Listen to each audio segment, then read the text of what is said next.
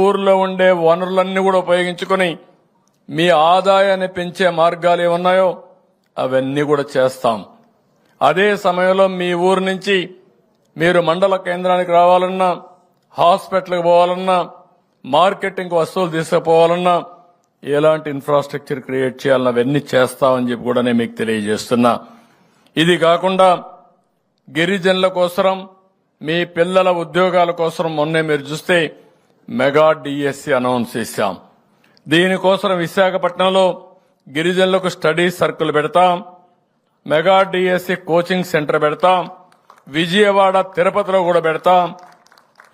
ఇంకొక పక్కన ట్రైకార్ ద్వారా మళ్లా రుణాలు ఇప్పిస్తాం. గతంలో ఇచ్చినట్టే ఇన్నోవా కార్లు కూడా ఇప్పించి గిరిజనులకు జీవనోపాధి కల్పించే బాధ్యత తీసుకుంటాం. గతంలో 81 గిరిజన హాస్టల్ని రెసిడెన్షియల్ స్కూల్స్ గా మార్చాం.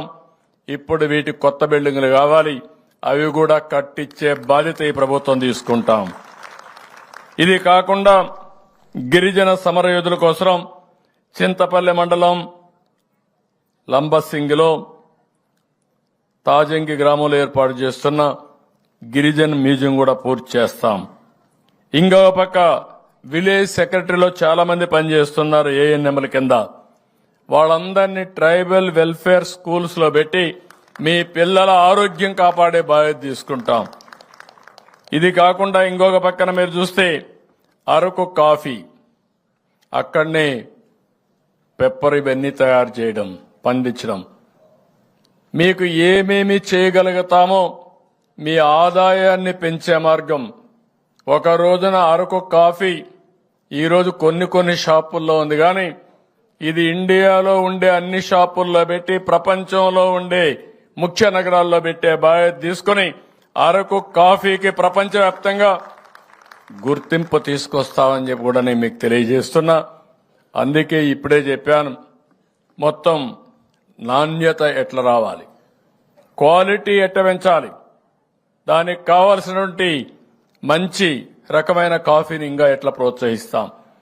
అక్కడి నుంచి మీరు చూస్తే ఆ కాఫీని ఏ విధంగా మ్యానుఫ్యాక్చరింగ్ గా చేయాలి, కాఫీ పౌడర్ గా చేయాలి. అదే సమయంలో దీన్ని మార్కెటింగ్ ఎట్లా చేయాలో చేస్తాం. దీనివల్ల మీ ఆదాయం వాణిజ్య పంటల కంటే ఎక్కువ వచ్చే అవకాశం ఉంటుంది.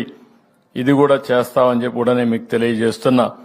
ఇంకో పక్క మీ ప్రాంతంలో ఉండే సహజమైన పంటలు, ఎక్కడ కూడా ఎరువు గాని క్రిమి సంహారక మందు వాడనటువంటి ఆర్గానిక్ పంటలు మీరు ఏర్పాటు చేస్తున్నారు. దాన్ని కూడా ఉపయోగించుకుని అవసరమైతే బిస్కెట్స్ తయారు చేసి ఇక్కడ బిస్కెట్స్ గాని మిగిలిన ఇక్కడ ఏమేం చేయగలుగుతాం అన్ని చేసి మార్కెటింగ్ కూడా ఎస్టాబ్లిష్ చేస్తామని చెప్పి కూడా నేను మీకు తెలియజేస్తున్నా. గిరిజన ప్రాంతాల్లో మీరు తయారు చేసే వస్తువుల్ని ఓఎన్డీసీ ప్లాట్ఫామ్ ద్వారా డైరెక్ట్ గా వినియోగదారులకు మీరే అమ్మే ఏర్పాటు చేస్తాం. అంటే ఈరోజు మీ ఊర్లో ఉంటారు, ఈ ప్లాట్ఫామ్ లో మీరుంటే ఎవరు హైదరాబాద్ లో కావాలన్నా, బెంగళూరులో కావాలన్నా మీ ఊర్లో ఉత్పత్తి చేసినటువంటి ఒక తేనె నేరుగా వాళ్ళకి అమ్మే ఏర్పాటు వస్తుంది, ఆ షాప్కి అమ్మే ఏర్పాటు వస్తుంది. దానికి కూడా శ్రీకారం చుడతామని చెప్పి కూడా నేను మీకు తెలియజేస్తున్నా. 2191 ఎస్టీ గ్రామాలకు రోడ్డు సౌకర్యం లేదు. ఇవన్నీ కూడా రోడ్డు కనెక్టివిటీ ఇచ్చే బాధ్యత తీసుకుంటా. ప్రతి ఒక్క గిరిజన గ్రామానికి కనెక్టివిటీ ఇప్పిస్తాం. దగ్గర 16,816 గిరిజన నివాస ప్రాంతాలకి తాగునీళ్లు లేవు. 2,373 కోట్ల రూపాయలు ఖర్చు పెట్టి ప్రతి ఒక్క ఇంటికి కొళాయి ద్వారా నీళ్లు ఇప్పించే బాధ్యత తీసుకుంటాం. ఇది కాకుండా ఈరోజు జీవో నెంబర్ 3 ఉంది, ఎలక్షన్స్ కూడా ఉన్నాయి విశాఖపట్నంలో.